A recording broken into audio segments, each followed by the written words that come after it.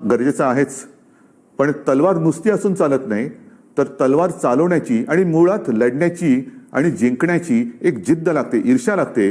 ती प्रेरणा छत्रपती शिवरायांनी दिली. तो काळ वेगळा होता. त्यावेळेच्या लढाया ह्या तलवारीने आणि ढालीने लढायला लागत होत्या. ढाल, होय, ढाल आणि तलवार. वार करायचा असेल तर तलवार आणि वार झेलायचा असेल तर ढाल पाहिजे.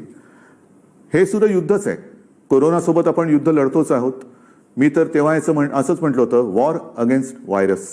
संपूर्ण एक वर्ल्ड वॉर सुरू आहे असंच म्हणा ना. पण हे युद्ध लढताना आपल्या हातात तलवार अजून आलेली नाहीये, औषध अजून आलेलं नाहीये, वॅक्सिन धीम्या गतीने येते. मग ढाल तरी पाहिजे. मग ढाल कुठे? ढाल आहे, आणि ती ढाल म्हणजे आपला मास्क. या लढाईमध्ये मास्क हीच आपली ढाल आहे. आणि ही जर का ढाल आपण काढली किंबहुना घालायला विसरलो तर मात्र हा शत्रू, जो छुपा शत्रू आहे, दिसत नाही, किंबहुना काही वेळेला आपल्याच आप्तस्वकीयांच्या माध्यमातून आपल्यावरती वार करतो, तो आपल्याला गाठल्याशिवाय राहणार नाही. आणि म्हणून माझी आपल्याला पुन्हा पुन्हा एकच विनंती आहे की मास्क घालणं हे अनिवार्य आहे, लस घेण्याच्या आधी पण आणि लस घेतल्यानंतर सुद्धा. गेल्या काळामध्ये असं काही नाही की आपण सगळेच एकूण काही ठप्प करून ठेवलं होतं. पण ह्या पूर्वीचा काळ, त्याच्यामध्ये बेड्स मिळत नव्हते, ॲम्ब्युलन्स नव्हत्या, ऑक्सिजन कमी पडत होता, व्हेंटिलेटर्स नव्हते. औषधाची कथा तुम्हाला सांगितली की तेव्हाही नव्हतं, आताही नाहीये. मग करायचं काय? तर त्याही परिस्थितीमध्ये आपले सगळे डॉक्टर्स, आरोग्य कर्मचारी, पोलीस यंत्रणा आहे, महसूल यंत्रणा आहे, अगदी स्वयंसेवी संस्था सुद्धा ह्या सगळ्या युद्धामध्ये देवदूतासारख्या धावून आल्या. ती परिस्थिती काही जणांनी अनुभव घेतला असेल, फार वाईट होती. टीव्ही लावला की एकूण पुन्हा एकदा करोनाचं किती संकट वाढतंय हेच आपल्यासमोर यायचं. म्हणजे घाम फोडणारे ते दिवस होते.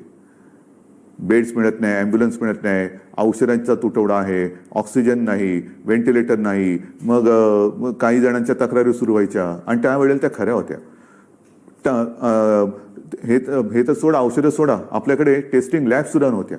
अख्ख्या महाराष्ट्रामध्ये फक्त 2 होत्या. त्या साधारणतः आपण 500 पर्यंत नेलेल्या आहेत. हे यापूर्वीच मी तुम्हाला सांगितलेले. पुन्हा त्याची मी काही उजळणी नाही करत. बेड्स किती होते? 7.5 बेड्स होते, त्याच्या आता 4 लाखाच्या आसपास आपण कसे केलेले आहेत, ही उजळणी नाही करत. पण तेव्हाचं जे चित्र होतं हे असं होतं. आणि नंतर आपण एका धीराने ही लढाई लढलो, महाराष्ट्र पुढे नेला. आपण त्याच्यामध्ये सुद्धा साधारणतः 1 लाख कोटीच्या वरती MOU सही केले. 2 लाखापर्यंत, 2 लाख कोटीपर्यंत आपण पोहोचतोय. कृषी क्षेत्रात काय केलं, दुसऱ्या क्षेत्रात काय केलं, पर्यटनामध्ये काय केलं, हे सगळं आपल्याला माहिती आहे. आज मी त्याच्यावरती नाही बोलणार. याचं कारण पुन्हा एकदा आपल्या राज्यामध्ये करोना डोकं वर काढतोय. आणि हे डोकं वर काढताना अजूनही लाट आपल्या राज्यात आले की नाही हे त्या 8-15 दिवसात कळेल. पण मधल्या काळामध्ये आपण थोडेसे शिथिल झालो. तुम्ही काय, थोडासा मी सुद्धा. सगळीकडे आपण फिरायला लागलो. लग्न समारंभ अजूनही त्याच्यावरती नाही म्हटलं तरी उपस्थितांच्या संख्येवरती बंधन आहे. अगदी मुंबईमध्ये असेल, प्रमुख शहरांमध्ये सुद्धा असेल, रेस्टॉरंटमध्ये आपण वेळा वाढून दिल्या, हॉटेल्समध्ये वेळा वाढून दिल्या, दुकानांच्या वेळा वाढून दिल्या. वेळा का वाढून दिल्या? तर गर्दी होऊ नये. लोकल्स सर्वसामान्यांसाठी कधी सुरू करणार? सुरू करून दिली. काही जणांना बाकीचं सगळं सोडा, आमची मंदिरं कधी उघडणार? मंदिरं उघडी करून दिली. पण हे सगळं उघडं करून दिल्यानंतर आपल्याकडनं अपेक्षा एक होती आणि आज सुद्धा आहे की जी शिस्त करोनाने आपल्याला लावलेली आहे त्या शिस्तीचं पालन हे करणं हे गरजेचं आहे. इतर सगळं काही हे उघडा ते उघडा हे करणारे करोनाची शिस्त नाही मोडू शकत.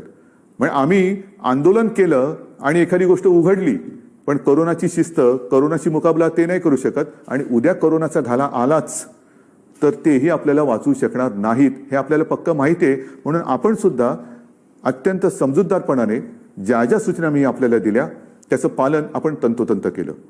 पण झालं काय की हळूवार सगळं आपल्याला वाटलं आता करोना गेला, अरे गया रे उसमें क्या है, अभी क्या है देखो, मैं तो मास्क नहीं पहन रहा हूं, तू पागल है क्या मास्क पहन रहा है.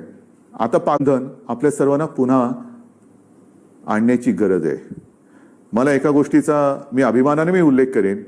माझ्या मंत्रिमंडळातील सहकारी डॉक्टर नितीन राऊत, त्यांच्या घरचा लग्न समारंभ अगदी गेल्या आठवड्यात इकडेच डॉक्टर म्हणजे नितीनजी आणि वहिनी दोघंही येऊन सपत्नीक येऊन त्याने आम्हाला आग्र्याने आमंत्रित केलं की या तारखेला नागपूरमध्ये नंतर मुंबईमध्ये आपण अगत्याने यायचं.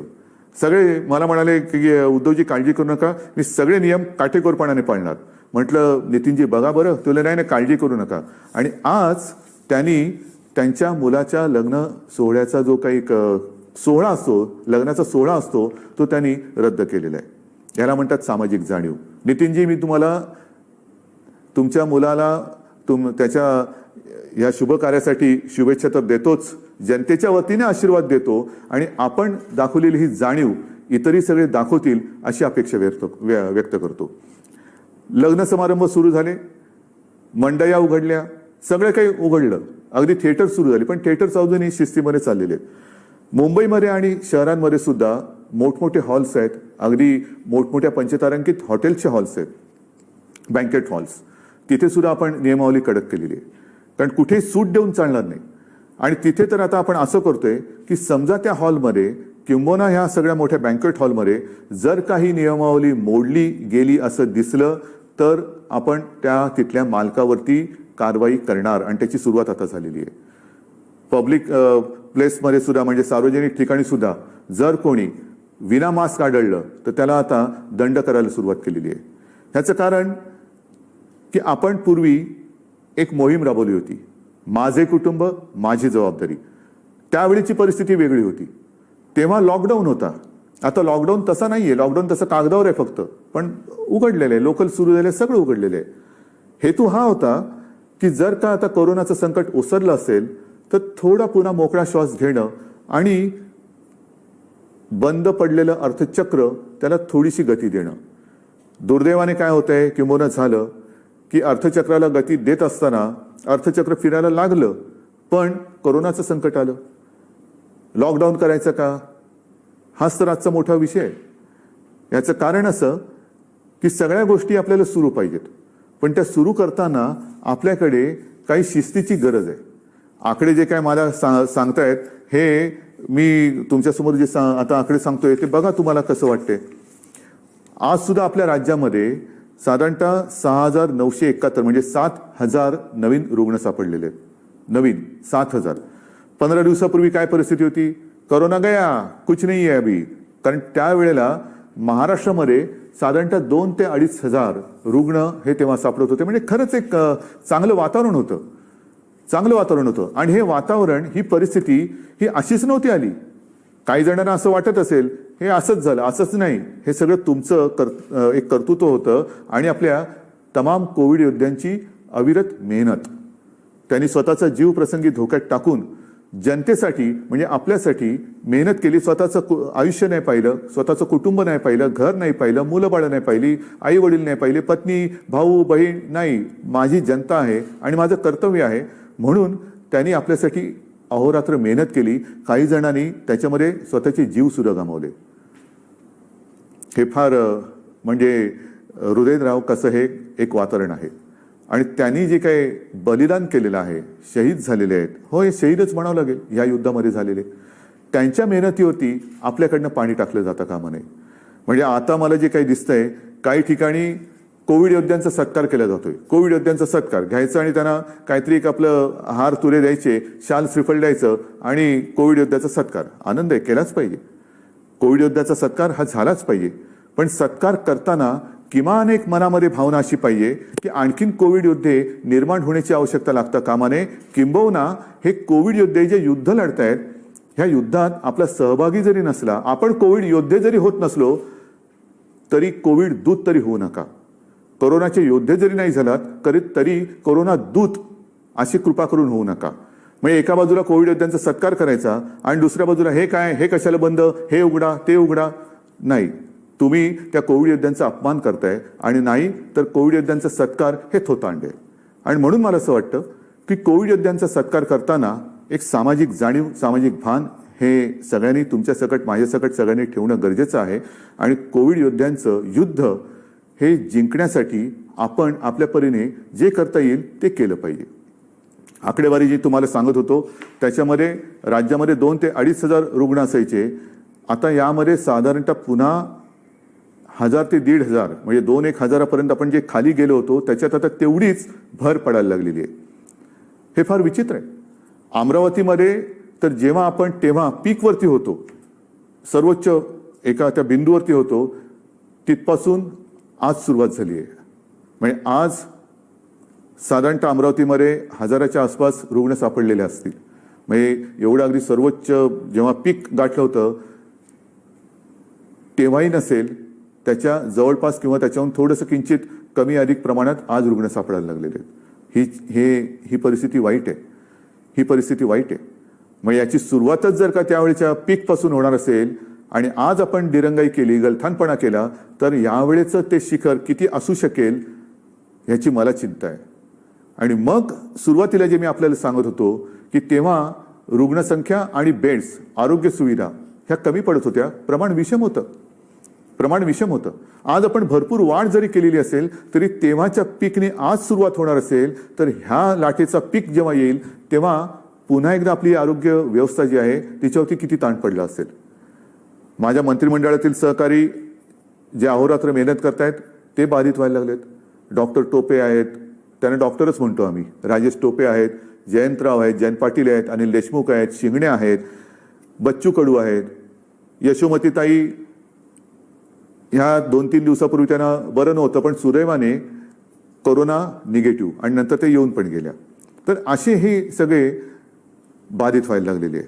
म्हणजेच काय की सध्या राज्यामध्ये 40,000पर्यंत आपली रुग्णसंख्या जी खाली आली होती त्याच्यात आता 53,000 ऍक्टिव्ह रुग्ण हे दिसायला लागलेले आहेत. जे मी तुम्हाला सांगत होतो की 2 ते 2,500 रुग्ण असायचे, आज मुंबईमध्ये आपल्या महाराष्ट्रामध्ये साधारणतः 6,971 म्हणजे 7,000 नवीन रुग्ण आजच्या दिवसामध्ये आपल्या महाराष्ट्रामध्ये सापडलेले. मुंबईमध्ये जी संख्या 392वरती आली होती ती पुन्हा 800, 850, 900 वरती गेलेली आहे. हे गेल्या एका आठवड्यातलं आहे. एका आठवड्यामध्ये आपण साधारणतः 400 पासून मुंबईमध्ये डबल झालेलो आहोत. पुण्यामध्ये सुद्धा हीच परिस्थिती आहे. म्हणजे ही परिस्थिती जर का आपण पाहिली तर दुसरी लाट आले का? दुसरी लाट ही दरवाज्यावरती धडका मारते, जरूर मारते. आत आले की नाही हे त्या 8-15 दिवसामध्ये कळेल. आणि म्हणून मी आपल्याला सगळ्यांना हात जोडून एक विनंती करतोय की पुन्हा एकदा काही प्रमाणामध्ये बंधनं आपल्याला पाळावी लागणार आहेत. काही ठिकाणी बंधनं हे आपण घालतो आहोत. अमरावती, अकोला, यवतमाळ, वाशिम, कारण साधारणतः हा जो पट्टा आहे ह्या पट्ट्यामध्ये ही वाढ फार मोठ्या प्रमाणावरती होते. आणि म्हणून तिथे उद्यापासून साधारणतः तिथल्या अधिकाऱ्यांनी मी सांगितलं की अचानक काही करू नका. म्हणजे आता 7 वाजता मी आपल्याशी बोलतोय आणि आज सांगणार की आज मध्यरात्रीपासून मी लॉकडाऊन करतोय, तसं नका करू. कारण अचानक लॉकडाऊन करणं हे सुद्धा घातक आहे आणि अचानक सगळं काही उघडून टाकणं हे सुद्धा घातक आहे.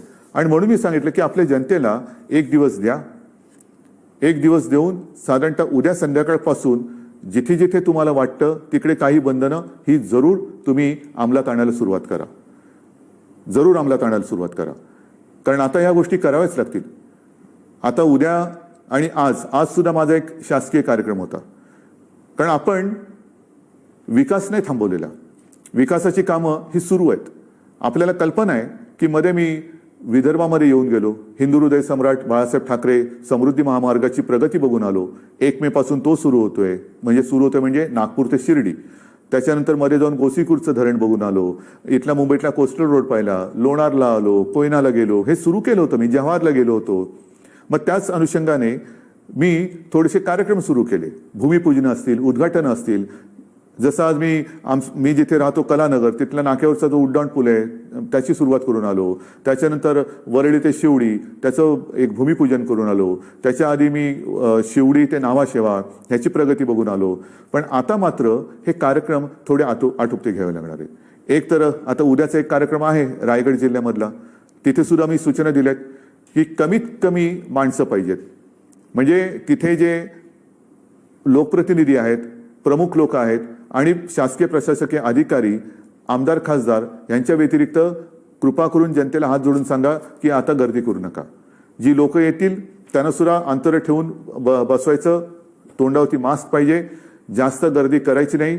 पण उद्याच्या कार्यक्रमानंतर मी सर्वच राजकीय पक्षांना विनंती करतो आहे की आता कृपा करून आपल्यापासून आपण सुरुवात करूया. एक तर हे शासकीय कार्यक्रम पुन्हा एकदा मी आपल्या ह्या झूमच्या पद्धतीने सुरू करायला सगळ्यांना सांगतो आहे. त्याचप्रमाणे अगदी उद्यापासून सर्व राजकीय, धार्मिक आणि सामाजिक मिरवणुका, मोर्चे, आंदोलनं म्हटल्यानंतर तशी आंदोलनं आहे, पण गर्दी करणारी आंदोलनं आणि मोठ्या मोठ्या काही यात्रा ह्याला पुन्हा एकदा राज्यात काही दिवसांसाठी आपण बंदी करत आहोत. कृपा करून सगळ्यांनी ह्याची नोंद घ्यावी आणि सगळ्यांनी सहकार्य करावं. पक्ष वाढवायचा आहे, जरूर वाढवायचा आहे. सर्वांनाच पक्ष वाढवण्याचा अधिकार आहे. मला सुद्धा पक्ष वाढवायचा आहे, माझे सहकारी मित्रांना पक्ष वाढवायचा आहे, विरोधी पक्षांना सुद्धा पक्ष वाढवायचा आहे. पण आपण पक्ष वाढवूया, कोरोना वाढवूया नको, कोरोना नको वाढवूया. या युद्धामध्ये आपण सगळे एकत्र राहिलं पाहिजे. कारण ते जर का आपण एकत्र राहिलो नाही तर मात्र पुन्हा एकदा आपल्याला लॉकडाऊन अत्यंत कडक पद्धतीने करावा लागेल. आणि ही सूचना मी नाही, कोरोना आपल्याला देतोय. माझे कुटुंब माझी जबाबदारी ही जशी मोहीम आपण राबवली तेव्हा आपण सगळेजण घरात होतात. घराघरामध्ये आपले आरोग्य कर्मचारी, इतर सगळे यंत्रणेचे कर्मचारी येऊन येऊन आपली विचारपूस करत होते. पण आता ही मोहीम पुन्हा करायची झाली तर अवघड आहे. ह्याचं कारण तेव्हा आपण घरामध्ये होतात, आता सगळे घराबाहेर आहेत. मग ह्या यंत्रणेवरती किती ताण टाकायचा? असं मी म्हटलं की आता लॉकडाऊन करावं लागेल का?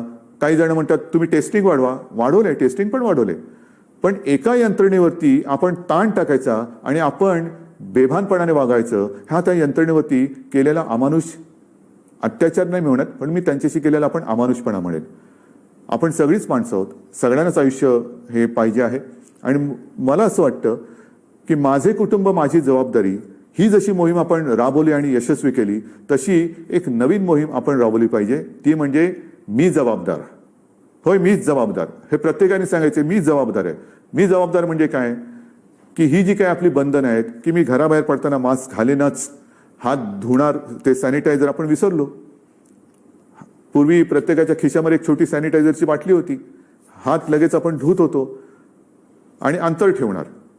एक तर काल जी नीती आयोगाची बैठक झाली माननीय पंतप्रधानांसमोर, त्याच्यात ज्या काही मी सूचना केल्यात त्या सूचनेमध्ये एक सूचना ही महत्त्वाची होती, ती म्हणजे ऑफिसच्या वेळा या विभागणे. म्हणजे 24 तास आपल्याला असतातच. या 24 तासाचा उपयोग जर का आपण नीट केला, वेळेची विभागणी केली, काही जणांनी ज्यांना ऑफिसमध्ये येण्याची आवश्यकता नाही वर्क फ्रॉम होम केलं, आणि वर्क फ्रॉम होममध्ये सुद्धा आपण तुकड्या केल्या की आज ह्या महिन्यामध्ये ही जी बॅच आहे माझी ती वर्क फ्रॉम होम करेल, त्याच्यानंतर ती ऑफिसमध्ये यायला लागेल, ही वर्क फ्रॉम होम करेल, त्याच्यानंतर ती येईल, ही वर्क फ्रॉम होम करेल. तर कारण नसताना जी गर्दी होते ती गर्दी मग ट्रेनमध्ये असेल, बसमध्ये असेल, कार्यालयामध्ये असेल, इतर वेळेला खाण्यापिण्याच्या ठिकाणी असेल, ही आपण नियंत्रित ठेवू शकतो. वर्क फ्रॉम होम आहे, ऑफिसच्या वेळा विभागणी करा आणि त्याचबरोबरीने या 3 गोष्टी आहेत त्या पाळा. ही नवीन मोहीम आहे, मी जबाबदार. आणि मला खात्री आहे की ही मी जबाबदार ही मोहीम आपण सगळेजण, जसं आजपर्यंत आपण सगळेजण सहकार्य करत आलात, तशीच ही मोहीम सुद्धा आपण आजपासून राबवाल ही मला आशा आहे, अपेक्षा आहे. आता शेवटचा प्रश्न आहे, लॉकडाऊन करायचा का? हा प्रश्न मी तुम्हाला विचारतोय. आणि आपल्यालाही माहिती आहे, आपण घरातल्या घरात हो नाही असं बोलला असाल, माझं आपल्याला ऐकू येते, आपलं मला ऐकू येत नाहीये. आणि या प्रश्नाचं उत्तर मी पुढचे 8 दिवस आपल्याकडनं घेणार आहे. कसं घेणार? येऊन तुम्हाला भेटणार का? नाही, मी बघणार. ज्यांना लॉकडाऊन नको आहे ती लोक ह्या सूचना ज्या आहेत, मास्क वापरणं, हात धुणं आणि अंतर ठेवणं, हे पाळतील. आणि ज्यांना लॉकडाऊन हवा आहे ते विना मास्कचे फिरतील.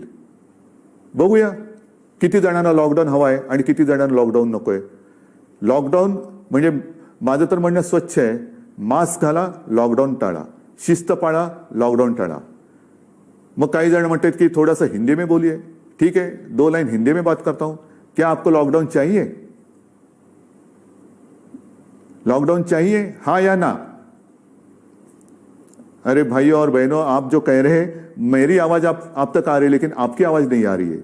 इसीलिए मैं आने वाले कुछ दिन आपसे ये उत्तर अपेक्षित कर रहा हूं. कैसे? मैं देखूंगा, आते जाते हुए देखूंगा, मेरे जो लोग हैं उनसे बातचीत करूंगा.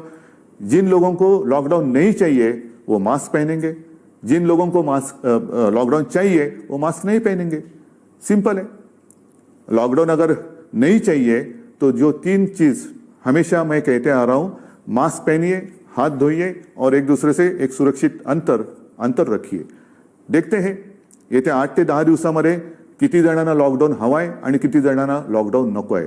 आणि म्हणून पुन्हा एकदा शेवटी सांगतो, मास्क घाला, लॉकडाऊन टाळा, मास्क पहनिए और लॉकडाउन को ना कहिए।